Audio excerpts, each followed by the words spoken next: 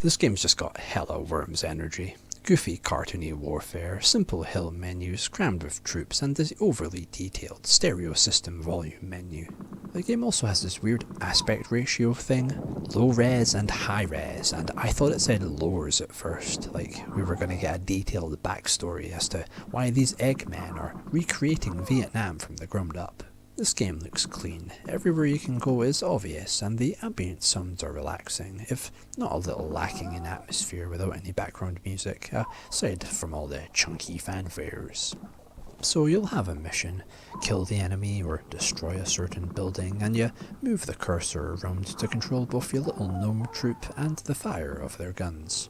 Like a kinda tactical twin-stick shooter without the twin sticks. You got grenades and rockets for dealing with buildings, and you gotta be pretty stealthy sometimes to nab the supplies, and also just during general combat, as once all your little plumpers are dead, the mission restarts with a new batch of boys. These are the dudes you see on the hill menu, and they basically act like lives. Once you're out of men, it's game over. All the graves will mount up fast, and there's even a counter for wins up top.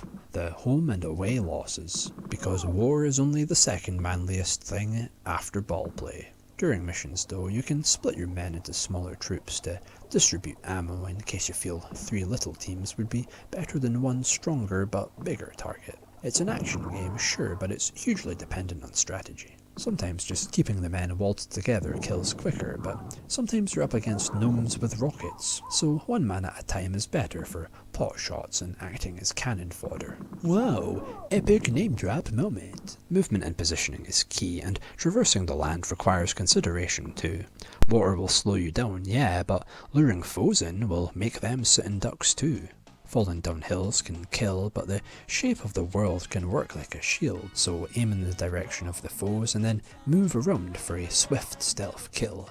There's just these really great John Rambo kind of moments when you're down to your last guy and really feel the retry pressure mounting up. Enemies die fast, but so do you. Even got to be careful of staying away when letting off your grenades, as bits of building come flying off. Constant moving is a must, especially because the shooting has range. So you can't just snipe everyone, you gotta get half close whilst still also moving out of their gunfire's way. Some missions want stealth, but some are just big dumb shootouts, but caution and accuracy are still your main export. And I really like these maps, as they give me the vibe of the kind of random maps you'd just draw as a kid for the fun of it. And these level ends, these JPEG Fat Lego War veterans, the fact that they list every single fucking man who died as well is stupendous, and I'm all for the 5-minute name scroll, as if I'm meant to be mourning the death of all these faceless potato dudes. The problem for me though is that this just feels so clearly a game designed for PC. I mean, you're moving a cursor around, and I'm sorry, but I don't think it really translated all that well to a D-pad, as you need to constantly be clicking down to move your guys in and out of enemies that sneak up from off screen. Dealing with this rocket launcher guy where you need to be both moving to dodge and having your crosshair moved in position to shoot, doing both moving and shooting, it just don't work for me on a D-pad, man. This game is begging to be played with a mouse. This rocket launcher guy, I just couldn't do it. I really tried, but it's fiddly with so much little tippy-tapping fucking around, and would just be so much better on a mouse, and it's a shame because it's a really fun action game.